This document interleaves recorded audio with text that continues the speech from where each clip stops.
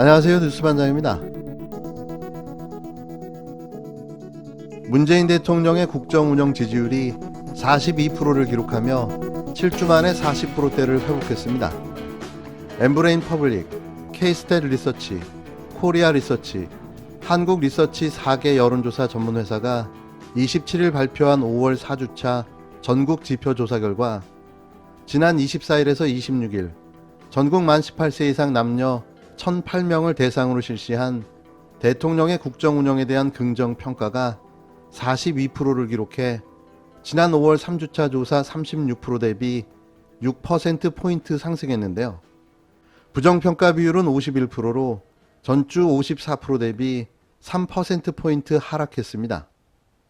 문 대통령의 지지율은 4월 첫째 주 부정평가 55%, 긍정 40% 이후 계속 30%대를 유지해 왔는데요. 이번 한미 정상회담을 계기로 급 반등한 겁니다.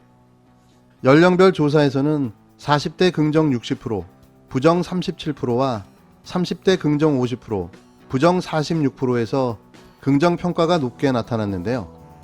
이외 연령대에서는 부정평가가 앞섰습니다. 60대 이상 부정평가가 67%로 연령대 중 가장 높았는데요.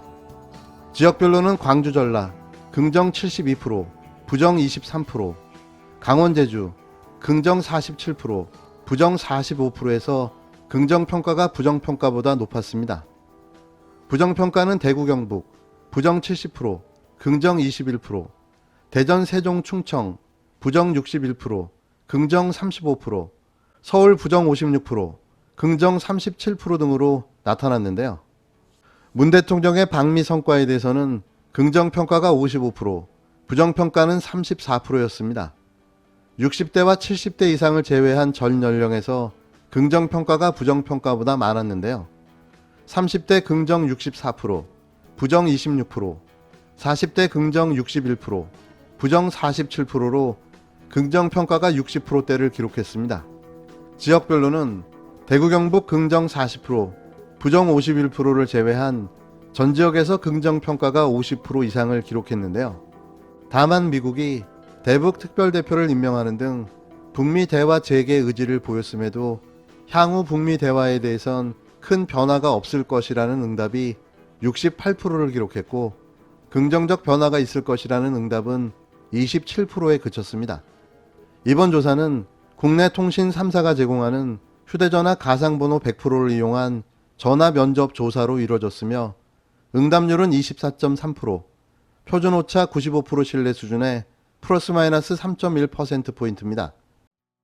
자세한 조사 개요와 결과는 중앙선거 여론조사 심의위원회 홈페이지를 참조하면 되는데요. 임기를 1년도 채 남겨놓지 않은 대통령으로 역대 최고의 지지율을 기록했습니다. 누가 봐도 잘하고 있다는 거죠. 대한민국 언론이 한미 정상회담에 대한 결과를 제대로만 보도했더라도 대통령 지지율은 60% 이상으로 나왔을 텐데요. 끝없는 발목 잡기와 깎아내리기, 가짜 뉴스와 왜곡 보도.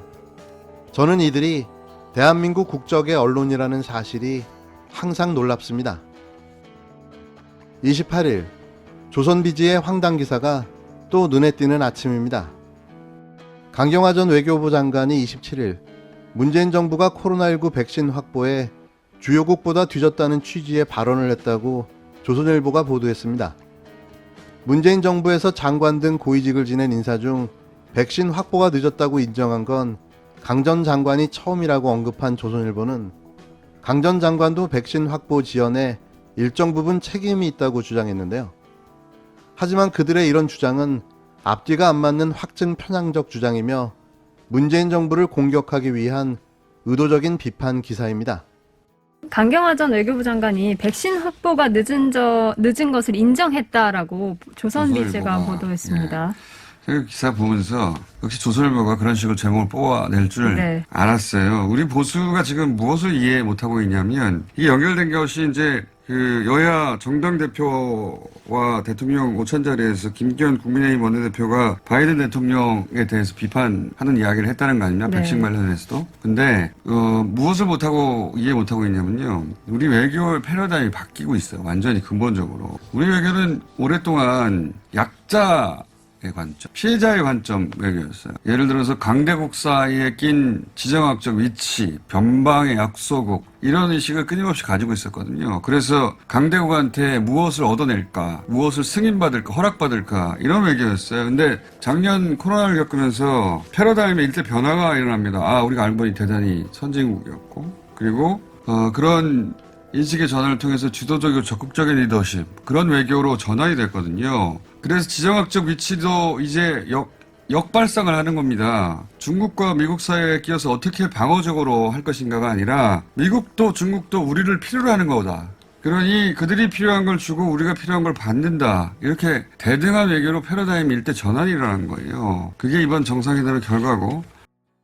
강 전 장관은 이날 민주평화통일자문회의 여성평화회의에서 백신에 있어서 우리가 좀 늦었다면서 우리가 국제사회에 협력하면서 이것저것을 하자 정말 성숙한 국제사회에 한 책임 있는 나라의 역할을 하자고 한 논의에 적극 참여했다고 했는데요. 그러면서 정부가 국제사회의 공평한 백신 공급 노력에 협력했기 때문이라는 취지의 발언을 했습니다. 이어 강 전 장관은 세계보건기구 WHO가 모든 나라의 인구 20%가 백신을 공평하게 맞을 수 있도록 노력하자는 취지에서 시작된 코백스 퍼슬리티가 굉장히 흔들릴 수 있다며 백신을 생산하는 나라들이 그걸 쥐어잡고 주지 않고 있기 때문이라고 설명했는데요. 코백스 퍼슬리티는 WHO가 주도하는 일종의 전세계 백신 공동 프로젝트입니다. 국제사회가 코로나 백신을 공평하게 배분받을 수 있도록 WHO를 비롯해 세계 백신 면역연합, GAVI, 유니세프 등이 참여하고 있는데요.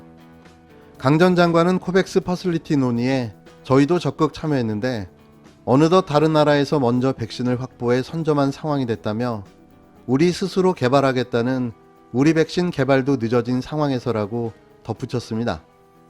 그러면서 정부의 1차적 책임은 뭐니 해도 국민의 생명 보호라며 백신이 나오고 있을 때 다른 나라 동향을 보면서 우리가 적극 확보해야 한다는 노력을 정부가 제가 있을 때 많이 했고 지금도 했다고 했는데요. 사실관계를 들여다보면 강 전 장관이 한 말은 조선비즈가 보도한 내용과는 다르다는 것을 알 수 있습니다. 강 전 장관의 발언은 문재인 정부에서 백신 확보가 늦어졌다는 걸 인정한 게 아니라 코백스 퍼슬리티에서 각국이 자신들의 백신 물량을 챙길 때 우리나라는 백신의 공평 배분에 같이 천명을 하고 주도적으로 백신 수급 계획을 추진해 나가려 했다는 의미인데요. 완전히 왜곡된 보도를 하고 있는 거죠. 이런 패러다임의 전환을 지금 보수가 따라잡지 못하고 있는 거예요. 그러다 보니까 백신 관련해서 강경화 전 장관이 한 얘기는 코백스에서 남들이 자기 물량 챙길 때 우리는 같이 천명을 하고 주도적으로 끌어가려고 했다는 얘기예요. 그거를 백신 늦었다라고 해석할 수밖에 없는 게 이 패러다임 못 따라가서 그러는 겁니다.